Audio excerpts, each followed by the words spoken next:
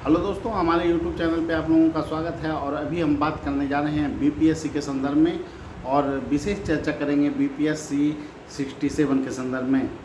कल एक आयोग की तरफ से नोटिस आया है और नोटिस में जो है कि आपको कुछ रिजेक्ट लोग किए गए हैं। जो 2 जगह से भी फॉर्म भरे थे कुछ लोग, उनको जो है कि रिजेक्ट किया गया है और कुछ अन्य कारणों से भी लोगों को रिजेक्ट किया गया है जिनका ओवर एज था या अंडर एज था। तो ये सभी रीज़न जो है कि आपको बताए गए हैं। और आयोग देखिए धीरे धीरे एडमिट कार्ड के प्रोसेस पे काम अब करना शुरू कर दिया है और इसीलिए आप लोग बिल्कुल निश्चिंत रहें कि आपकी परीक्षा आपको 8 मई को होने जा रही है। और इसके लिए आपको पूरी तरह से तैयार रहना होगा मानसिक रूप से, क्योंकि अब जो चीज़ें हैं, समय है वो बहुत कम है और आपके पास जो है लगभग 25 दिन है जिसमें कि आप को तैयारी करनी है। इसीलिए आप लोग अच्छे ढंग से तैयारी करते रहें और करेंट और साइंस पोर्शन पर विशेष आपको फोकस करना है।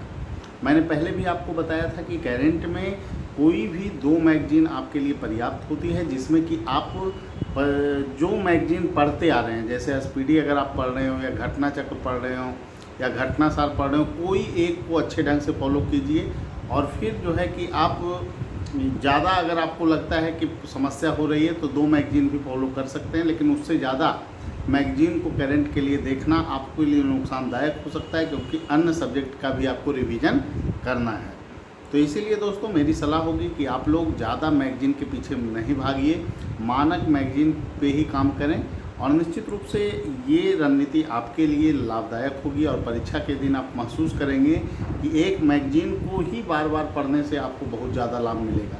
चाहे जो भी आप पढ़ रहे हो, कोई भी मैगजीन हो, आपको 20 से जो है कि आपको 20 से लेकर 25-26 तक ही क्वेश्चन को वहाँ पे आपको टैली करवा सकती है। 30 में से 30 आपको जो राष्ट्रीय अंतर्राष्ट्रीय प्रदेश की पूछी जाती है वो टैली नहीं हो। तो इसीलिए आपको ये दिमाग से बिल्कुल हटा देना है। अगर मानक मैगजीन आप पढ़ते हैं तो कम से कम 25-26 आपको क्वेश्चन टैली करेगा। इसीलिए आपको मानक मैगजीन का सहारा लेना चाहिए। बिहार के करेंट का जहाँ तक सवाल है तो इसमें ऊपर स्तर के ही करेंट पढ़ने से लाभ है आपको, जैसे कि आर्थिक समीक्षा, फिर जो है कि बजट से 2-3 क्वेश्चन होते हैं, जनगणना को आप देख लीजिए, फिर उसके बाद आपको वन रिपोर्ट आई है उसको आप अच्छे ढंग से देख लीजिए। और एक बार जो है कि जैसे कि पद्मश्री पुरस्कार, ये सभी पुरस्कार वगैरह जो बहुत ज़्यादा कुछ योजना है कुछ ज़िले में जो लॉन्च हुई है उसके संदर्भ में, बड़ी योजनाओं के संदर्भ में क्वेश्चन आपको पूछे जा सकते हैं। और छोटी मोटी घटनाओं के बारे में बहुत ज़्यादा पढ़ने का कोई औचित्य नहीं, अगर पढ़िएगा भी तो बहुत ज़्यादा आपको लाभ नहीं मिलेगा। इसीलिए आपको अब जो है समय कम है दोस्तों, और बार बार आप चीज़ों को रिवीजन करते रहें।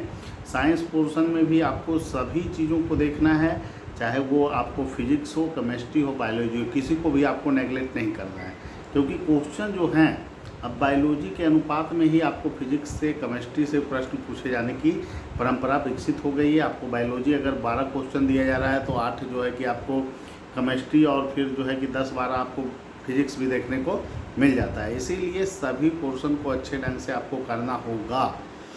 इसके अलावे आप जो है मॉडर्न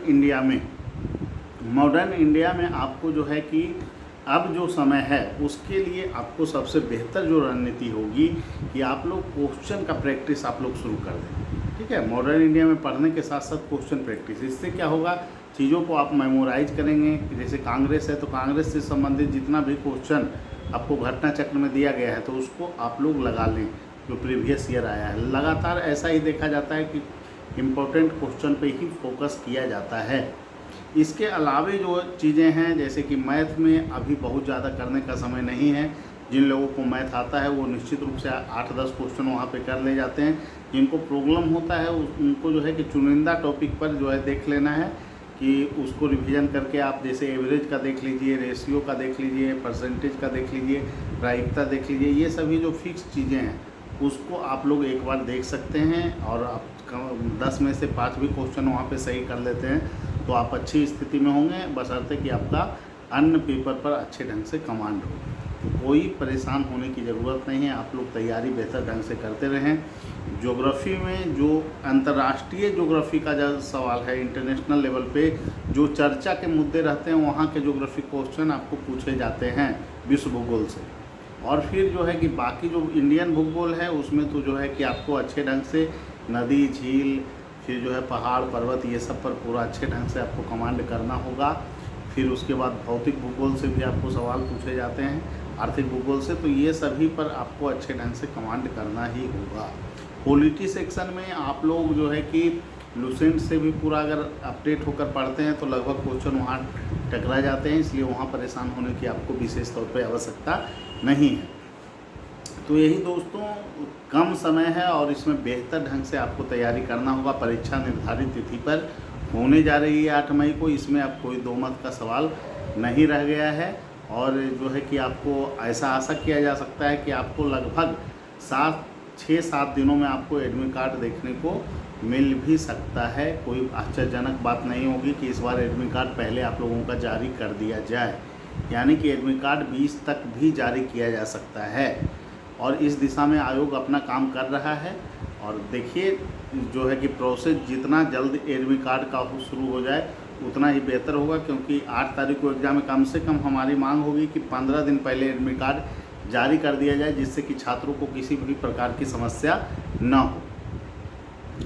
और जहाँ तक 66 मेंस का सवाल है दोस्तों, 66 मेंस में कोई डिले होगा ऐसी सूचना नहीं है। आपको लगभग प्रक्रिया पूर्ण हो चुकी है और आपको रिजल्ट बनाने का प्रोसेस जो है कि शुरू कर दिया गया है। तो ऐसी अपेक्षा है कि रिजल्ट जो है कि आने वाले 2-3 दिनों में भी देखने को मिल सकती है। मतलब आरक्षण के नियमों का पालन करते हुए रिजल्ट को बनाने के प्रोसेस अब शुरू कर दिए गए हैं। तो ये 66 मेंस वालों के लिए एक अच्छी सूचना है। तो आप लोग जो है कि इंतज़ार कीजिए, रिजल्ट आप लोगों का जल्द ही आएगा। न्यायिक सेवा वाले भी बहुत सारे लोग मैसेज करते रहते हैं, तो आप लोग का जो है कि सूचना यही है कि जो पैसा खास करके 67वीं पीटी पर जो आयोग का फोकस है और कर्मचारी का जो अभाव है, जिसके कारण प्रोसेस आप लोगों का आगे नहीं बढ़ा है। और जल्द ही आप लोगों के लिए भी सूचना आ जाएगी, आपका इंटरव्यू कार्यक्रम की रूपरेखा आ जाएगी।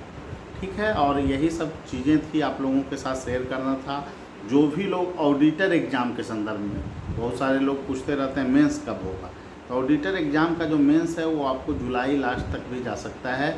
और इसके लिए आपको जो है कि जिन लोगों को इकोनॉमिक्स ऑप्शनल हो, मैथ ऑप्शनल हो, कॉमर्स ऑप्शनल हो, तो उन लोग जो है कि आपको रैंकर्स व्यू में आपको नियमित रूप से इसका कक्षा का संचालन किया जा रहा है। और जिनको जुड़ना है वो हमारे फ़ोन नंबर 7004291557 पे कॉल कर सकते हैं। आप कार्यक्रम से जुड़ सकते हैं। इंटरव्यू कार्यक्रम सभी चीज़ों के लिए आपको शुरू कर दिया गया है।